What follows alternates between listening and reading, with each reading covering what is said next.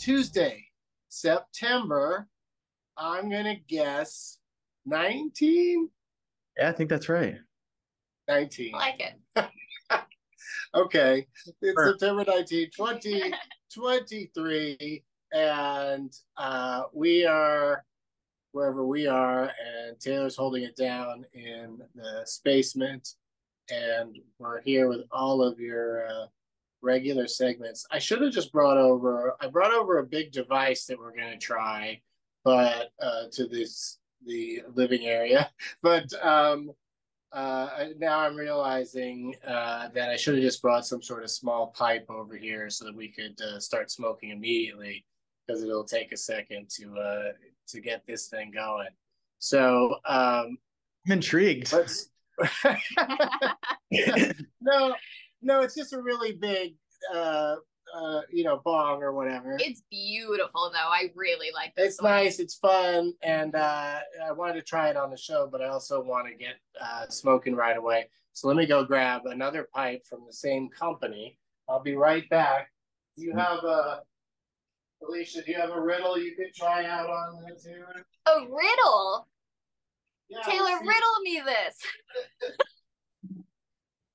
I won't do it. A week, I think. Oh, well, our elevator, it's not so much riddles as like our building has decided to start posting new jokes in the elevator, and they change them every couple of days. But they're like the worst jokes. I mean, like the most like, even dad joke is too much credit. It's very like popsicle stick joke, if you will. Like, I don't know why this one sticks out to me so much, but one of the recent ones was like, what was the cow one? What time do cows go to bed or something? And they answer just past your bedtime. How do you know it's time for a cow to go to sleep when it's past your bedtime? Pasture. See, the joke hasn't been stuck with me, but for some reason, just the phrase past your bedtime, I just cannot. But they write it out past your bedtime, the word pasture. So then that ruins it. Like, it works as a spoken joke, but as a written joke, it's like, what? Same with one of them. The answer was like chicken Caesar salad, as if like a chicken sees her salad, and like it just doesn't work. They're the most strenuous jokes, and I'm just like, you can't. Nobody else that gets into the elevator has their own profession shoved in their face. Like, look, anybody can do it badly. No, this is like, hard. I just like every time they change them, I like to come up with like a dirty punchline, and I'm always so tempted to just write it in, but you should put like a dry erase board up there so you can add your own tags. They could figure out who did it, I think. It'd be hard to get away with because of security cameras. I'll just start writing in bed at the end, like the fortune cookie thing. I see lots of musical theater and regular plays and concerts in theaters.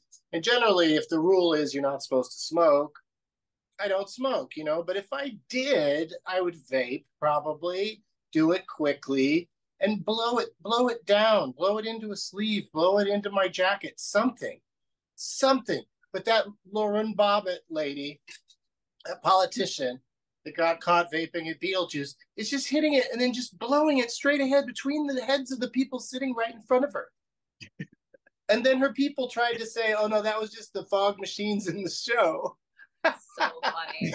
And then they have the security footage. This is why I brought this up, because I'm paranoid now. They have the security footage of the entire audience. So now I'm thinking of like, well, you can't even get away with a simple little vape, even if you're discreet about it. No. I feel like as long as no one complains about it, there's no need to go to the tape. But right, there's not somebody just watching the video footage of the audience, because it's 2.5 hour long show. They're just gonna sit there and look for somebody vaping or taking their phone out. I don't end up knowing what parts make me cry. I'm so stressed that people know now. I thought those were my private moments in the theater. That'd be so fun if they did ads for theater, theater that has crying parts. They did ads for it where they just like, that it's that kind of footage. That like when horror movies come out, yeah, and they like show them. They show the jump scares, yeah. Like, have to be like wheeled out by paramedics. Yeah, Pixar should just show footage of people just weeping, just sobbing at their movies, or like Guardians of the Galaxy 3, just people just losing their mind. I miss my raccoon. Yeah, because it's interesting because they're not. It feels like those security cams. The fact that they record that technically might be like breaking people's rights in some. I know that like you're not allowed to record somebody's voice like in a prank phone call in California, but in Nevada you can. So like Crank Yankers was just always calling people in Nevada. I think it has something to do with being like a private business or like going into something that, because like security cameras, you're right, there's some like loophole that doesn't apply to that. I guess they're not getting audio like in a situation like that because I mean it would be just the noise of the show that's going on mostly anyway. Yeah. There wouldn't be anything to hear. But apparently this Lauren Bobbitt person was like singing along a lot. And it's just like when you see a Broadway musical for the first time, you don't know the words yet.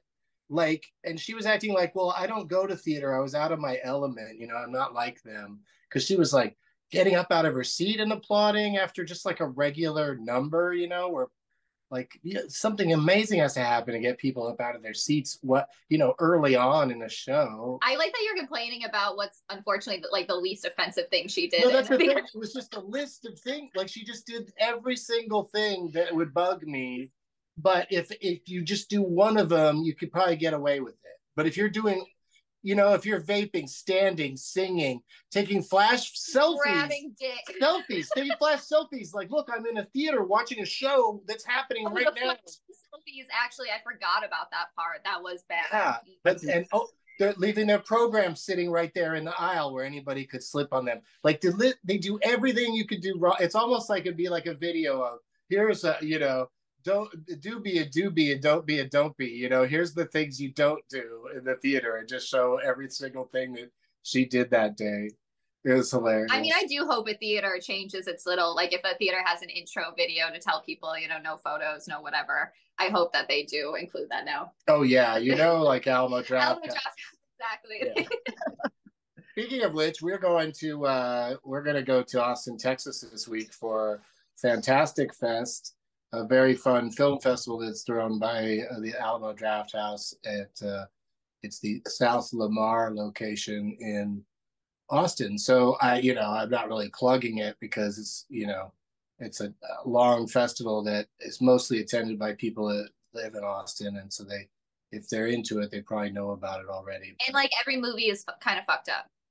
Yeah, it's it's genre. They call genre movies, just like Beyond Fest here in LA, and it's it's just if there's a movie that's super violent or just super weird, it's going to show up there, and chances are the audience there is going to eat it up. Mm-hmm. Like the most violent things happen, and in a dramatic way, not like a fun violent movie, a serious movie. Something violent happens, they cheer. There's a lot of energy at this time. That's awesome. That really does change your movie experience, like being in an audience where they're all like involved, whether it be that extreme or not, but it really does make it more fun. It's super fun. We went last night to the premiere of a motion picture called Dicks, the musical. And it's directed by our friend's been on the show, Larry Charles. He directed it. He also directed Borat and was one of the infamous Seinfeld writers. And but this movie, Dicks the Musical, is just it was written and performed by these two gay dudes who the premise of the movie is that they play straight characters. Like they take straight roles away from straight guys, but they're clearly super gay, but playing the straight roles. So, and then it's a musical on top of that, which also makes it more like gay. Nathan Lane and Megan Mullally play their parents, and it gets a little parent trappy. Like they find out they're identical twins that were raised separate, and so they, want to meet each other's parents and get them together. And it's simultaneously like things that you really love and are familiar with in other movies, but also you're going to see things that you have never seen in your life. Awesome. I really was shocked several times, actually. Familiar and new. Those are like two qualities that I always look for in new movies. But it's not violent. It's not even like it's so filthy, but without ever needing to like really show anything. It's really incredible, actually. But we'll talk more about it in a second. But this is where we have to, speaking of dicks, we have to do the cutoff. Oh shit.